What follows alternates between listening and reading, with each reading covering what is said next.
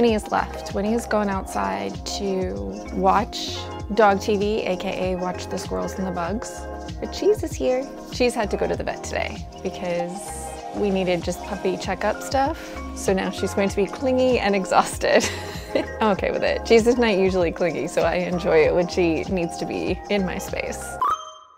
We're here today to do a little bit of a TBR, but I'm actually going to steal a title for this from someone in the Discord in the readathon that this TBR is for. And instead of calling it a TBR, I'm going to call it a pile of possibilities because I am a moody mood reader and I'm trying to be nice to myself. So these are the books that are in my pile of possibles. Now, will I stick to this? Who knows? I don't even know. Who knows? Not me. It could go sideways immediately. If you didn't know, I am participating in the Phantom of the Opera romance readathon created by Maggie from Maggie's Books and Stuff. I am on Team Raul and I am co-hosting with Crystal from Books Forever After, but I will put all of the co-hosts for all the different groups. It starts September 1st and continues on until the end of the month, so you've still got time to join us reading some gothic and some romance and some nonsense, and it's going to be so much fun. I will also link the description to my announcement video as well if you want to check that out. Hope I didn't just talk a mile a minute. I'm creating a pile of possibilities for that readathon because I am trying to be a good co-host. I'm trying to be a good team member and just power through some books. So let's talk about the books I want to get to during this readathon. In case you didn't know, the theme of the readathon is Phantom of the Opera, and so I thought it would be fitting if I picked up the Phantom of the Opera by Gaston, Leroux. This is a classic. Obviously, it also has an incredibly shiny cover. I just recently got this because I know for sure that I've never read this before, and I have seen the Broadway play, or the off-Broadway musical opera situation.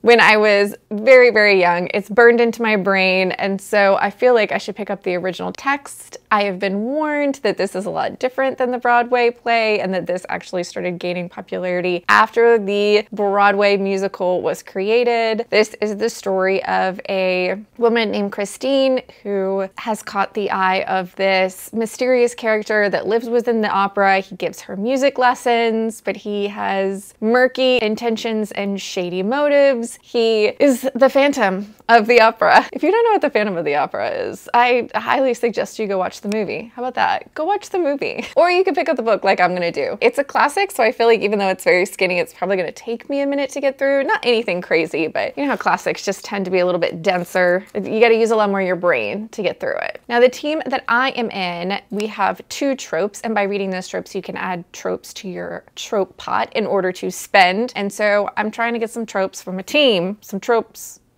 trope points. Not tropes. We already got tropes. What am I talking about? For Team Raul, it is friends to lovers and second chance romance. And so I am going to be picking up Anastasia by Sophie Lark. This is definitely going to get me page points. But this is, I have been told, friends to lover situation. This is a fantasy romance with the inspiration being the story of Anastasia, the Russian princess. I don't know if she was a princess, but she was of royal lineage who had a mysterious disappearance when the Romanov Empire was destroyed. There is also a shady character that was involved in the demise of the Romanovs known as Rasputin, so I'm sure he is going to be in here with some sort of magical powers because he was, even in the true story, was kind of a mystical, magical type character. This book is a chunky boy, and I am excited to pick up this. I don't think I've read anything from Sophie Lark before, but she's pretty beloved when it comes to her romance novels, so I thought since I love fantasy romance, why not give this one a try? The next book I'm going to be picking up that's going to give me some points for being a gothic romance is going to be the Witchwood Knot, and this is by Olivia Atwater. This, oh, let me grab it,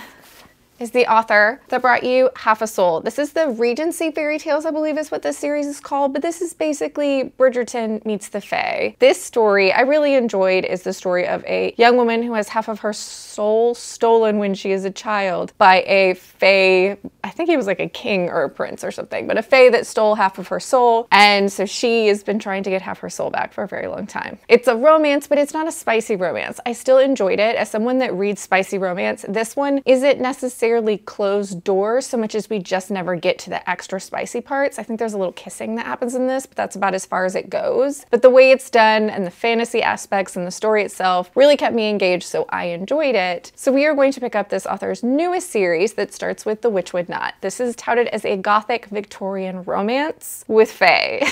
It's taking place in the same world as the first series of books, but this, I believe, takes place like 20 to 30, maybe even a little bit more years after the original series. This is the story of Winnie, and if you don't know, I have a dog named Winnie, so any character named Winnie. I love all Winnies. This is the story of Winnie, and she is brought to this very mysterious and gothic manor, secluded from everything, on the pretense that she will be a governess to a young boy who is going to be arriving at the property pretty soon. But this property seems to have some involvement with the fae. Winnie has some secrets that she's keeping. She is brought here actually with the knowledge that she has some sort of magical abilities, but under the umbrella of, I'm just coming to be a governess, but actually I'm here because magic. So when the fae steal her young charge, she might have to enter into the world of the fairies to bring him back. This also is going to have some sort of romantic element to it as well, but I'd be really surprised if it was spicy. I've also read that this one ends on a cliffhanger, so I think there's a happy for now that happens, but not necessarily a happily ever after. Oh, hello. Welcome. You smell like you've been sunbathing. You smell like a sun-baked dog. The next book that I'm hoping to pick up after that is actually one that's going to get me points because it's a Phantom of the Opera retelling. So I'm going to be reading the original Phantom of the Opera, and then I'm going to be picking up a contemporary romance that used the Phantom of the Opera as its inspiration, and that is Midnight Duet by Jen Comfort. In this story, we have a little bit of a gender swap situation. So we have Erica, who is a former Broadway star who is not necessarily the nicest person, but an injury on stage leads to her being catapulted out of the limelight, and she leaves New York to run a opera house, the Paris Opera House, no less, in Paris, Nevada. But she's now scarred and secluded when, in order to pay the bills and keep the opera house operational, she ends up renting the entire opera house out to a rock group. I believe it is a glam rock group, so a bunch of glam rock stars, wherein she starts having midnight meetups to help the lead singer with a secret that he's keeping from the rest of the band, and then feelings start happening. I have a feeling this is going to be silly. There's going to be a lot of references to the Phantom of the Opera, but it's just going to be lightly dusting them through if you're a fan and you know what those references are, not necessarily a really true retelling. And that one is available on Kindle Unlimited as well. I think also the audiobook is available on Kindle Unlimited, but don't hold me to that. I think I saw that it was, because I think a lot of the books I chose were on Kindle Unlimited so that they were kind of easy access to get to. The next book that we're going to talk about is Nocticadia, and this is by Keri Lake. I have only read one book by Keri Lake, and it was actually another Phantom of the Opera retelling. It was Master of Salt and Bone, I believe is the name of it, about a man living in a super secluded manor on a cliff. Woman has to come work there for reasons, you know, music, things. I wasn't a huge fan of that one. A lot of people really liked it. It just wasn't for me. But this Nocticadia sounds a little bit more up my alley. I chose this for the readathon because this is a gothic romance, and you can get some points for some gothic romance. This is definitely available on Kindle Unlimited as well. This is supposed to be a dark and atmospheric tale of deadly secrets and forbidden love. The dead teach the living. After watching my mother succumb to a mysterious illness, I promised myself two things. I'd find a cure for whatever ravaged her and leave this godforsaken city where she abandoned me. 4 years later, I received an acceptance letter from Nocticadia University, one of the oldest and most prestigious schools in the country, nestled in a secluded island off the coast of Maine. So we are going to a dark academia, secluded university. Sounds like there's going to be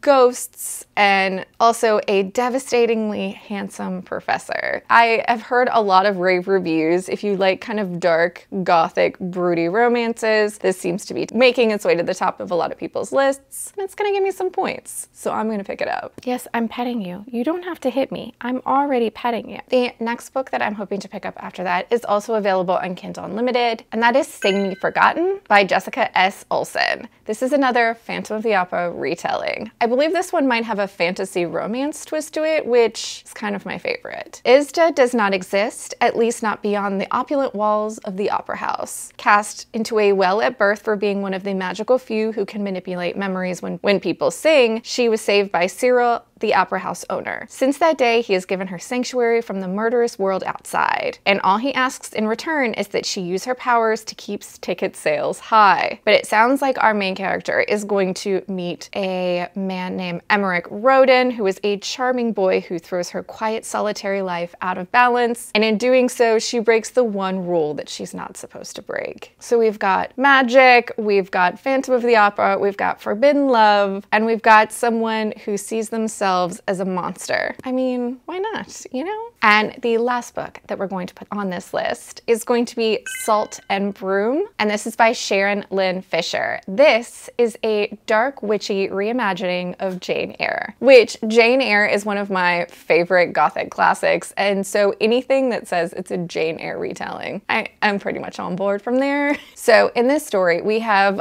a little bit of a witchy turn. See, instead of Jane Eyre coming to, is it Thornhenge? What is the name of the place where Mr. Rochester lives? Thornfield Hall. Instead of Jane going to Thornfield Hall to be a governess, she's called to Thornfield Hall to lend her witchy expertise. It says she packs up her trunks with potions and cures and heads to help this mysterious character known as Mr. Rochester from some sort of magical challenge. But a shadow lies over Thornfield Hall, and Jane begins to fear that her magical abilities won't be enough to save Mr. Rochester from a threat that's darker than either one of them imagined. I mean, witchy Jane Eyre. Like witchy Jane Eyre, come on. Anything witchy, but also witchy Jane Eyre. This one is also available on Kindle Unlimited. Gothic, romance, witchy Jane Eyre. So it's gonna get you some points if you're on my team, or any of the teams, I guess. But that, kids, is where we're gonna stop this pile of possibilities because Winnie has decided that it's time for pets and she won't leave me alone.